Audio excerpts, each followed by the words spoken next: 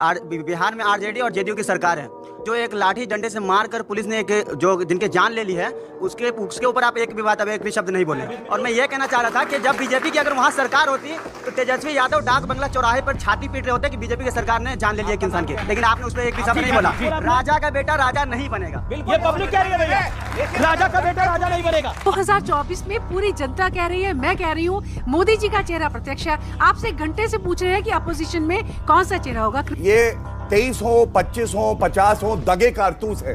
दगे कारतूस चलते नहीं। और पूरी जिंदगी कार्यकर्ता मेहनत करता है, लेकिन जब टिकट बंटने का टाइम होता है तो राजनेता के बेटे, दामाद, बेटियां, बहुएं, यही सब योग्य होते हैं। कार्यकर्ता कहाँ जाता है उस वक्त। सत्यप्रकाश जी, क्या आपको लगता है ये जो परिवारवाद की बेला है, इसको एक समय पर नीतीश बाबू ने भी बहुत उठाया है, लेकिन अभी वो तमाम परिवारवादी पार्टियों को इकट्ठा कर रहे हैं और उसके एक तरह से मुखिया बनने का प्रयास कर रहे हैं, तो ये जो एक बड़ा बदलाव है, इसके पीछे क्या कारण है? और अभी तो रुको, क्लाइमैक्स अभी बाकी। अमिश देवगन जी, ये लोकतंत्र है। लोकतंत्र में जो लोग चुनकर जनता द्वारा आ जाते हैं, उनको अगर आप तरह तरह के तोहमत लगाएंगे इस तरह की, तो वो ठीक नहीं है। अगर क्या लगाया नहीं, आप संजय सिंह किसकी नेता है? पे आ रहा हूं मैं, संजय सिंह मैं आ रहा हूं, मैं संजय सिंह जी पे तो आप मेरे पे तो मत करिए भाई। संजय सिंह जी, मैंने तो नहीं बोला। मैंने बोला क्या? मैं संजय, मैंने तो नहीं बोला भाई, संजय जी ने बोला। दोबारा दिखा दीजिए भाई। मेरे इशारे में आप नहीं है। हाँ, तो फिर आपने बोला ना आप हम पे तोहमत लगाएंगे। मैंने नहीं बोला, प्रधानमंत्री मोदी, संजय जी ने बोला।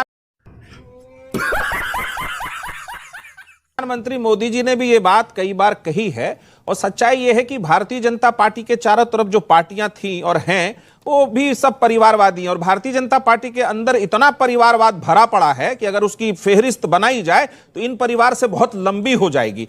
बिहार में आरजेडी और जेडीयू की सरकार है, जो एक लाठी डंडे से मारकर पुलिस ने एक जो जिनके जान ले ली है, उसके ऊपर आप एक भी बात, अब एक भी शब्द नहीं बोले। अभी बोल रहा हूं जी, अभी आप एक भी बोले नहीं है। और मैं ये कहना चाह रहा था कि जब बीजेपी की अगर वहाँ सरकार होती तो तेजस्वी यादव डाक बंगला चौराहे पर छाती पीट रहे होते कि बीजेपी की सरकार ने जान ले लिया एक इंसान की, लेकिन आपने उस पर एक भी शब्द नहीं बोला।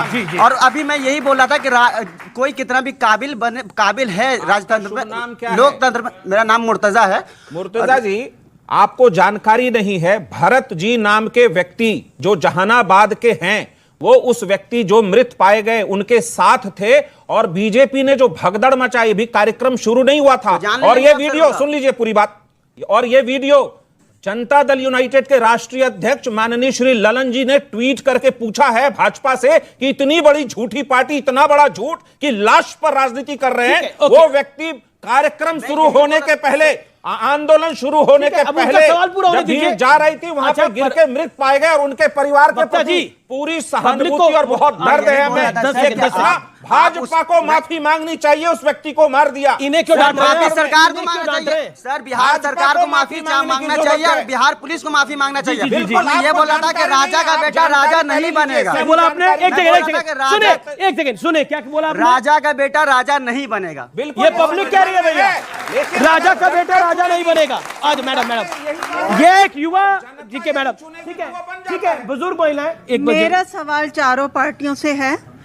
पूरी जिंदगी कार्यकर्ता मेहनत करता है, लेकिन जब टिकट बंटने का टाइम होता है तो राजनेता के बेटे, दामाद, बेटियां, बहुएं, यही सब योग्य होते हैं। कार्यकर्ता कहाँ जाता है उस वक्त?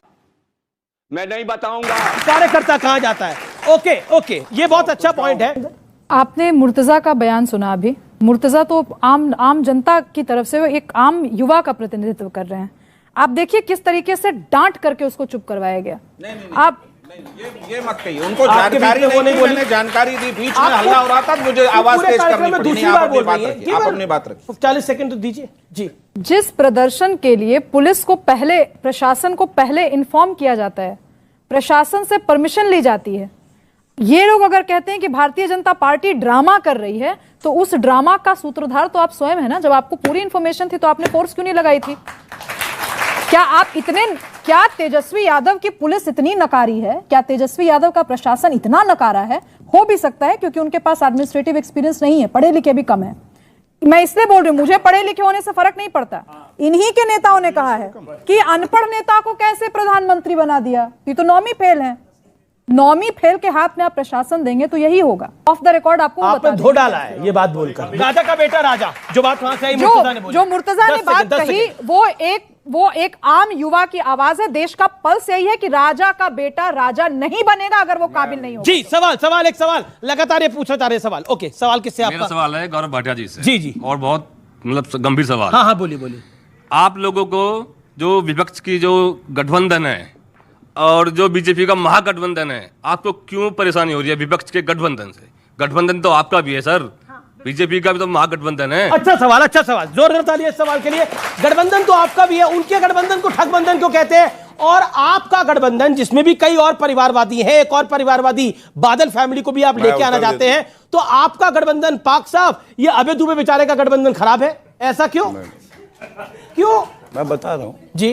देखिए, सबसे पहले तो एक बात कहूंगा, परिवारवाद की बात हो रही थी, यहां जनता में तमाम ऐसे युवा बैठे हैं, महिला बैठी हैं, जो अगर सपना देखेंगे देश का प्रधानमंत्री बनना है या पार्टी का अध्यक्ष बनना है, भारतीय जनता पार्टी में तो संभव है, यहां चांस नहीं लगेगा। हमारी पार्टी ने कभी एक परिवार के 2 सदस्य ऐसे नहीं है जो अध्यक्ष बने या प्रधानमंत्री। अटल बिहारी वाजपेयी जी और नरेंद्र मोदी जी एक परिवार से नहीं आते।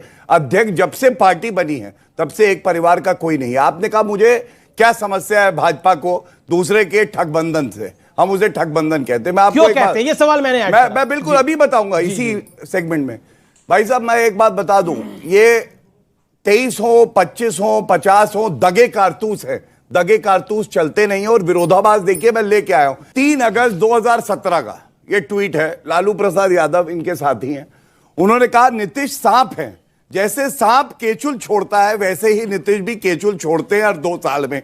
अब ये देखिए, ये तो मैं जेडीयू का ही लेके इस बार आ गया। हेमंत विश्व शर्मा ने मोदी जी के बारे में क्या कहा? ट्वीट दिखाऊं? अपनी बारी में बता लीजिएगा। मोदी जी के बारे में हेमंत विश्व शर्मा ने हत्यारा कहा है, हत्यारा शब्द कहा है। बताओ, दिखाओ ट्वीट।